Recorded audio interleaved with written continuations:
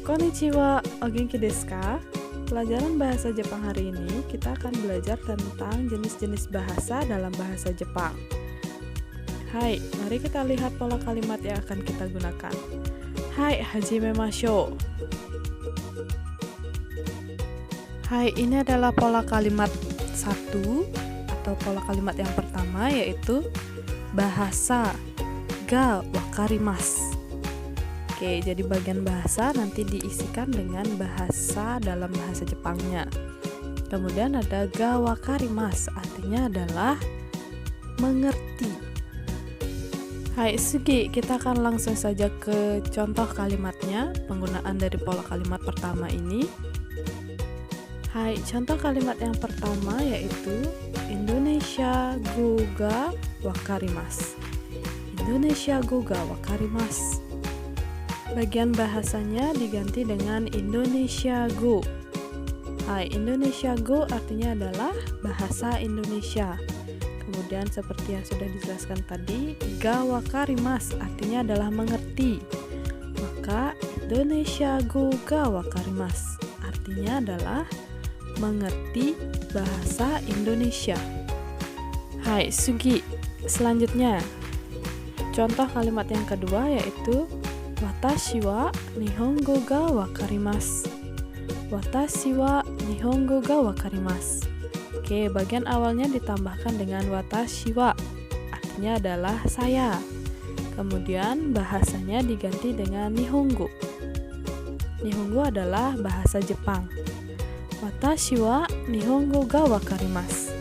Artinya adalah saya mengerti bahasa Jepang.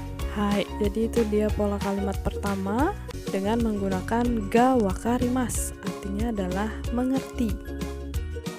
Selanjutnya kita akan ke pola kalimat yang kedua, yaitu bahasa ga wakarimasen. Ga wakarimasen artinya adalah tidak mengerti. Kalau yang di pola kalimat 1 menggunakan wakarimasu artinya mengerti. Kemudian pola kalimat kedua ini menggunakan ga wakarimasen artinya adalah tidak mengerti. Hai, kita akan masuk ke contoh kalimatnya, yaitu yang pertama Indonesia go ga wakarimasen. Indonesia go ga wakarimasen. Jadi bahasanya diganti dengan Indonesia Go, bahasa Indonesia. Kemudian ditambahkan dengan ga wakarimasen. Maka artinya adalah tidak mengerti bahasa Indonesia. Indonesia Go ga wakarimasen. Tidak mengerti bahasa Indonesia. Hai, selanjutnya adalah Watashi wa eigo ga wakarimasen. Watashi wa eigo ga wakarimasen. Awalnya ditambahkan dengan watashi wa, artinya adalah saya. Kemudian eigo, bahasa Inggris. Bahasanya diganti dengan eigo, bahasa Inggris. Kemudian ga wakarimasen, tidak mengerti. Maka artinya adalah saya tidak mengerti bahasa Inggris. Hai, kita akan masuk ke pola kalimat yang ketiga, yaitu pola kalimat untuk bertanya dengan menggunakan ga wakarimasu ka. Bahasa ga wakarimasu ka. Ga wakarimasu ka artinya adalah apakah mengerti. Hai, kita langsung lihat contoh kalimatnya, yaitu Indonesia Go ga wakarimasu ka? Indonesia Go ga wakarimasu ka? Indonesia Go artinya adalah bahasa Indonesia. Kemudian ga wakarimasu ka? Apakah mengerti?